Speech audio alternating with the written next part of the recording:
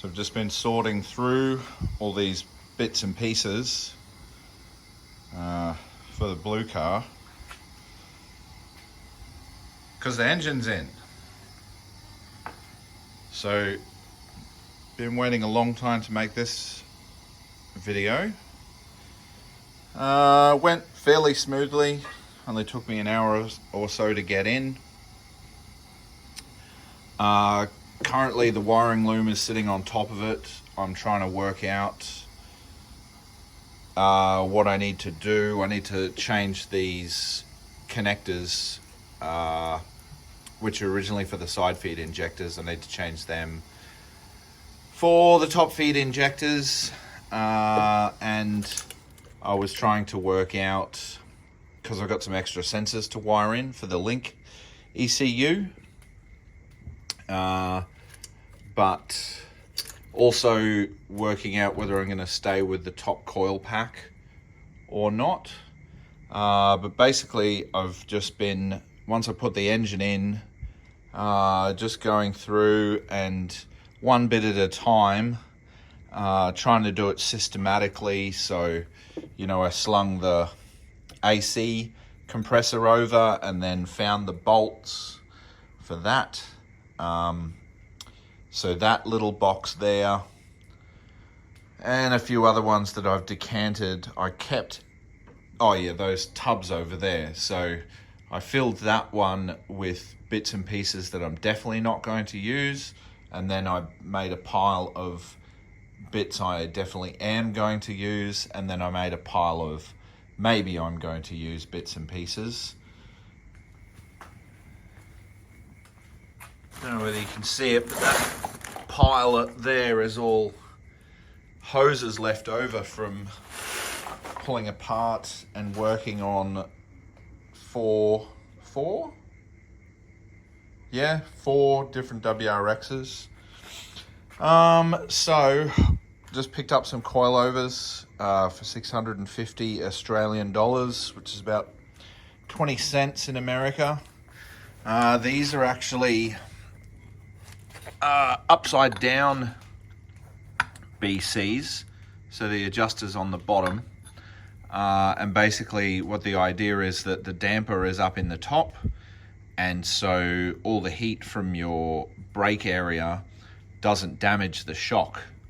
I mean, they market them for time attack and hill climb cars. These ones, that's what the description says, so that's why the shock is upside down.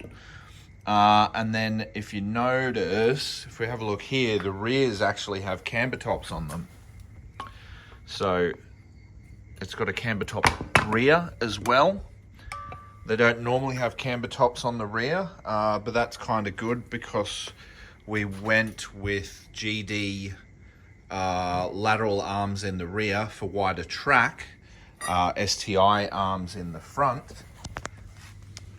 We'll see if we can see them. No, you can't see anything. But yeah, basically because it's got wider track, the camber tops in the rear should be good. I've got a couple of parts I still need to order. So I need to order an air filter, a big 4-inch. I'll probably go with one of the Blitz stainless steel ones that we went with in the white car. The fuel pump is wired up to a constant 12 volt, which is just here. That goes to a relay inside the car. If you're wondering how to do that properly, go back in this playlist a couple of videos and there is an explanation on how to do it. But basically I'm just going system by system, working out what I need to do, and yeah, just tackling each thing one at a time. It looks like a mess with this wiring loom on top, but really it isn't. So that's that. What else can I tell you? Oh, the bonnet didn't close properly because somebody had jacked up the car from the bottom radiator support. So there's the bottom radiator support, which is joined by this piece here, and that had actually pushed this up and therefore pushed the latch up. Now I could have slotted the latch, but instead I belted this down a little bit more using my trusty hammer and a block of wood. And then when I take off the front bumper to mount the intercooler, I'll bash the bottom down as well. So got to put the coilovers in. Got to check how the front mount fits. I really hope I don't have to cut the bumper, because on the white car I had to cut out this number plate holder, and essentially we cut out, well, the previous owner of the bumper on the white car had cut out all these fins here. So basically it's a wide open hole and then you just see intercooler. I don't necessarily want to do that with this one. I might even, if I have to cut it, maybe even find a different bumper, I'm not sure. This is the loop for the power steering. It's a cooler kind of thing, and you can get these hoses as replacements. So I'm probably going to replace those hoses. Also the expansion tank, which goes here. Let me see if I can find it. Everything's sort of strategically laid out in various areas. But I can't see it here. Oh yeah, it's over here. So I gave it a clean up.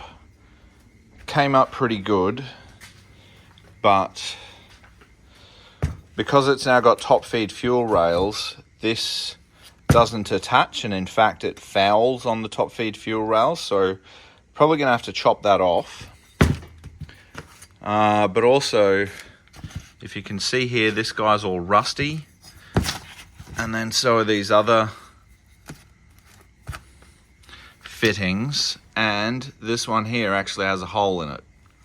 So there's a guy called Chriso's Customs, and he makes a billet top hat that you can put A-end fittings. It's about 200 Australian dollars, which is about 10 cents in America. But it's a billet top hat, and it comes with fittings all to fit these factory size bits and pieces, hoses. So I might look at getting one of those. I just got to save up. For my extra sensors, which I covered in the previous video, we've got some really nice TXL wiring, and then this stuff behind it, which I used for the fuel pump, is TFL. So it's really nice quality wiring. To get started on that, I needed to get some of these proper wire strippers, because you can't really reliably strip the insulation off this TFL or TXL wiring. So we've got all that. We've got our hoses and fittings. So we've got some -6 fuel hose to make up the fuel lines. And then that's just about it, really. I painted this Apexy exhaust, and one thing I want to try is I want to try this on the white car, because one, I want to hear what it sounds like. So I've tried, it's currently got a Blitz exhaust.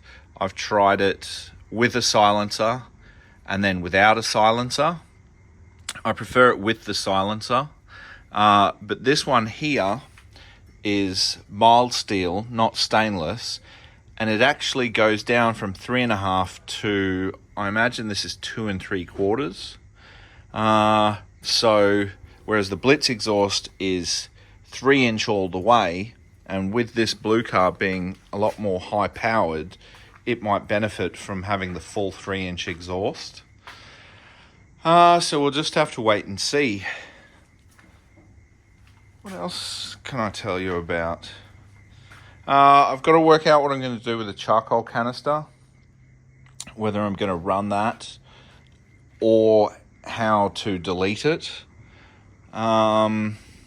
And then because I got the coilovers, that was one of the biggest things that I was waiting on. I've really only just got to save up, like money-wise, I've got to save up if I want some decent headers. I do have some factory ones and an aftermarket up pipe, so I could just whack those on. But let's look at the windscreen. So this is what's left. Replace the windscreen. Oh, the engine's in, so I can clean that off. Bleed the clutch. Wire up those sensors. Decent headers, wheel alignment, roadworthy tune, and rego. So really, in the grand scheme of things, isn't that much to do, but they always say that the last 10% is the most time consuming. So yeah, that's about it. If you have any questions, leave us a comment and I'll try and answer them as best as I can. Click the like if, this isn't really a helpful video, so just click like anyway. And if you want to keep up with the progress with this one, because it's starting to move now, click subscribe, and thank you for watching.